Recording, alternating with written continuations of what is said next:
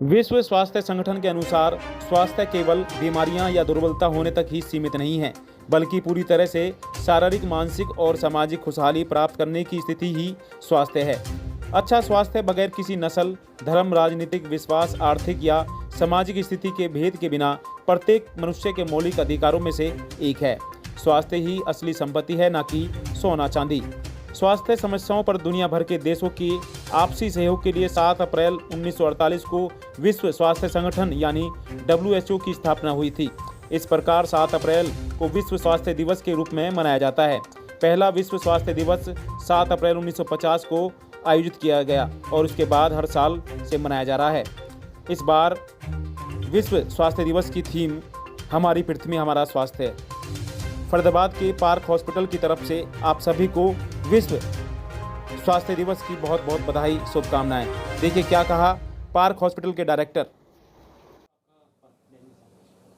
मैं colonel doctor Indraveer Singh Gehlot हूँ और 35 इयर्स आर्म फोर्सेज में काम करके आर्मी मेडिकल कोर में था मैं। और लास्ट अपॉइंटमेंट मेरा जो all India medical director ECHS scheme, जो कि सेंट्रल गवर्नमेंट की स्कीम है, और एक्स सर्विसमैन और उनकी फैमिलीज़ को जो है अच्छा स्वास्थ्य, अच्छे ट्रीटमेंट मिले आर्म फोर्सेज के हॉस्पिटल्स में, और जो एम्पैनल्ड प्राइवेट हॉस्पिटल्स हैं वहाँ पर अच्छा ट्रीटमेंट मिले, उसके लिए जो है उस स्कीम को मैं और इंडिया में एज ए मेडिकल हेड उसमें था रिटायरमेंट से पहले। और अभी 2.5 साल से पार्क हॉस्पिटल फरीदाबाद, जहाँ की अभी इस टाइम पे हम लोग बैठे हुए हैं, इसका मैं चीफ एग्जीक्यूटिव। स्वास्थ्य ऑर्गेनाइजेशन जो है WHO जिसको बोलते हैं, वर्ल्ड हेल्थ ऑर्गेनाइजेशन जिसको कहते हैं, ये जिनेवा में जो है 7 अप्रैल 1948, जो कि स्विट्ज़रलैंड के अंदर है, वहाँ पे इसकी स्थापना हुई थी। और इसका बेसिकली मकसद ये था कि पूरी दुनिया के अंदर जो है एक ऐसा क्या कहते हैं प्लेटफॉर्म बनाया जाए, ऐसा ऑर्गेनाइजेशन बनाया जाए जो कि पूरी दुनिया के अंदर जो है अच्छे स्वास्थ्य के बारे में लोगों को जानकारी दे, और एक यूनिफॉर्म सिस्टम क्रिएट हो वर्ल्ड के अंदर कि अगर आप कोई बात करना चाह रहे हैं कि किसी डिजीज़ के बारे में या किसी प्रॉब्लम्स के बारे में बात करना चाह रहे हैं, तो सो दैट कि एक पैन जिसको कहते हैं ना, अभी जैसे इस बार बोल रहे हैं कि प्लैनेट की हम बात कर रहे हैं, प्लैनेट मतलब जो पूरा हमारा जो जहाँ पे पूरा इंसान रह रहे हैं, तो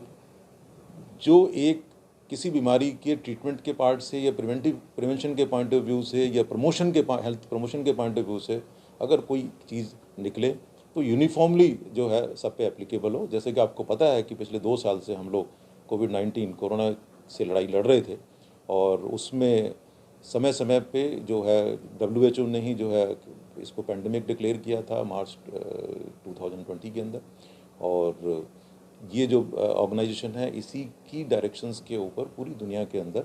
चाहे वैक्सीनेशन प्रोग्राम है, चाहे प्रिवेंशन प्रोग्राम है, चाहे वो ट्रीटमेंट प्रोग्राम है, ठीक है, वो सारे के सारे इसी के छत्र छाया के अंदर, डायरेक्शंस के अंदर पूरी दुनिया में फॉलो हुआ था। सर, आपकी बार जो थीम रखा है हमारी पृथ्वी हमारा स्वास्थ्य, क्या सोच कर रखा है सर? अभी जो है जहाँ तक मैं इस चीज़ को समझा हूँ कि आवर प्लैनेट आवर हेल्थ,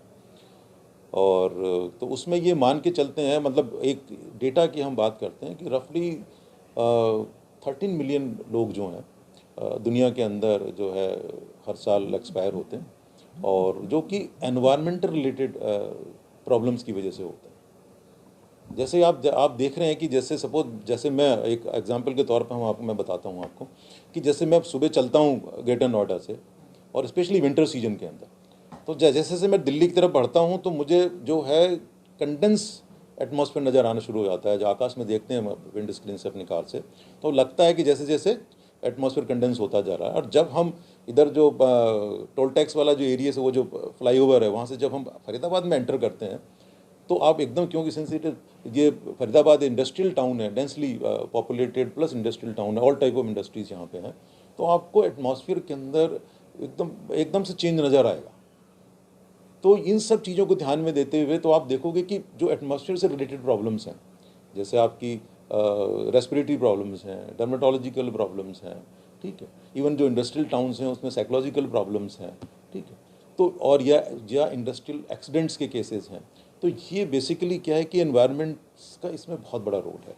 आपको पता होगा कि जो इनफैक्ट जो एनवायरमेंटल ट्रिब्यूनल जो गवर्नमेंट ऑफ इंडिया ने बनाया है, और जो आर्टिकल 21 ऑफ इंडियन कॉन्स्टिट्यूशन है, जो कि right to life and personal liberty की बात करता है, तो जो राइट टू लाइफ है इंडियन कॉन्स्टिट्यूशन के अंदर, वो उसमें सब कुछ समा जाता है, ठीक है। और इसीलिए इन चीज़ों को ध्यान में देते हुए जो है इंडियन कॉन्स्टिट्यूशन में राइट टू लाइफ, अदरवाइज जो है जो WHO की जो डायरेक्शंस होती हैं उसके हिसाब से ये चीज़ें इंक्लूड होती हैं। सर कहते हैं कि एक मरीज और डॉक्टर का तालमेल बहुत ही अद्भुत होता है, और अक्सर देखा जाता है कि जब मरीज सही हो जाता है तो वो डॉक्टर कहता है भगवान है, और जब मरीज सही नहीं होता है उसका, ये कुछ उसके संग कोई कोई वारदात हो जाती है, कुछ चीज़ उसके संग मिसअंडरस्टैंडिंग हो जाती है, तो फिर उसे कहते हैं कि डॉक्टर सही नहीं। तो ऐसे में सर क्या कहना चाहोगे आप, क्योंकि डॉक्टर तो अपने तन मन धन से पूरी उसकी देखभाल करता है ताकि मेरा मरीज सही हो, और ऐसे में अगर मरीज सही ना हो और उसकी मृत्यु हो जाती है तो कैसा माहौल होता है वो समय, उसको आप किस तरह से बताएंगे? देखो, मैं इसमें एक चीज़ बताना चाहूँगा कि जो डॉक्टर एज ए भगवान, जो इनफैक्ट मैं तो इनफैक्ट आर्म फोर्सेज में भी सुनता था, यहाँ आने के बाद तो क्योंकि जैसे हम काउंसलिंग करते हैं, पेशेंट से डायरेक्ट बात करते हैं, अटेंडेंट से बात करते हैं, ये भगवान तभी तक है जब तक कि पेशेंट जो है उसका ठीक हो रहा है, ठीक है। और यही इसलिए मैं ये कहता हूँ कि जो है हम लोग भगवान नहीं हैं, हम लोग भगवान के काम में सहायता करने वाले लोग हैं। एक छोटे से जो है एक प्रोफेशन है हम लोगों का, मेडिकल प्रोफेशन है, हम भगवान की प्रक्रिया को थोड़ा सा उसमें अपना एक योगदान करते हैं,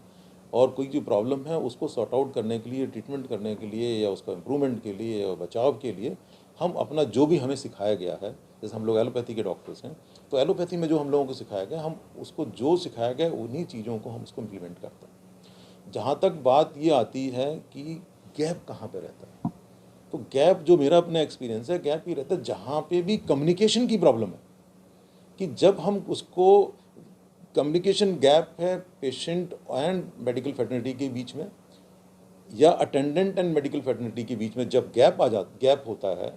या हम उस गैप को बहुत ज़्यादा फिल करने की कोशिश करते हैं। फॉर एग्ज़ाम्पल, जब हम ये डिस्कस करना शुरू करते हैं कि भाई इसका सीरम बिलिरुबिन इतना हो गया, ऑक्सीजन का SpO2 इतना हो गया, तो क्या होता है कि उसकी उम्मीद जो है अटेंडेंट है या पेशेंट की उम्मीद ऐसे होती है कि यार मेरा SpO2 90% है, अभी 98% हो गया, अभी ये हो गया, तो क्या है कि वो कंफ्यूज हो जाता है।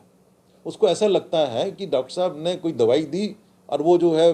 85% से बिल्कुल 98% हो जाएगा SpO2, ठीक है, ऑक्सीजन कंसंट्रेशन जिसकी बात करते हैं, या हम पैरामीटर्स की बात करते हैं। तो मेरी सलाह ये रहेगी कि जो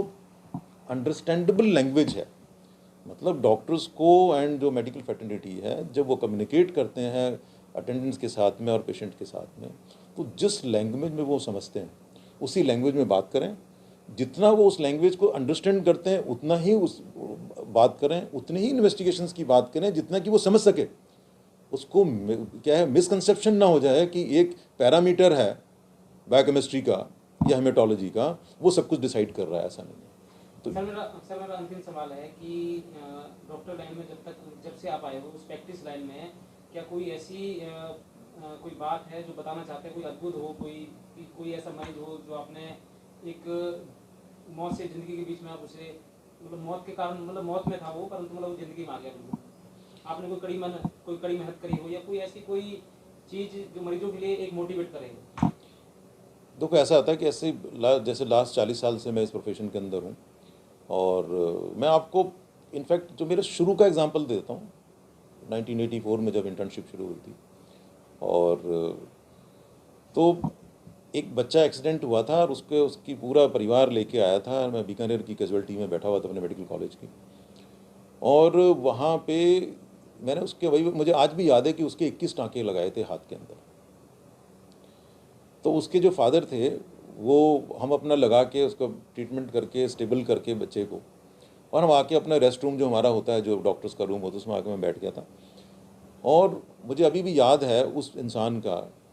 कि वो एक 5 रुपए की गड्डी लेके आए थे। 5 रुपए की गड्डी का मतलब उसमें रफली 500, मतलब 5 रुपये इंटू 100 मतलब 500 रुपये की गड्डी थी। उस ज़माने में 1984 की बात कर रहा हूँ, ठीक है। हमें कहाँ खुशी होती है कि जब हमारा पेशेंट अच्छा होता है। और मुझे अभी भी याद है कि मैंने ये स्टेटमेंट दिया था, मैंने कहा बाबा जी, इस 500 रुपये का अपने बच्चे को अच्छा खाना खिला देना, दूध पिला देना, फल फ्रूट खिला देना, हमारी इसी में खुशी है।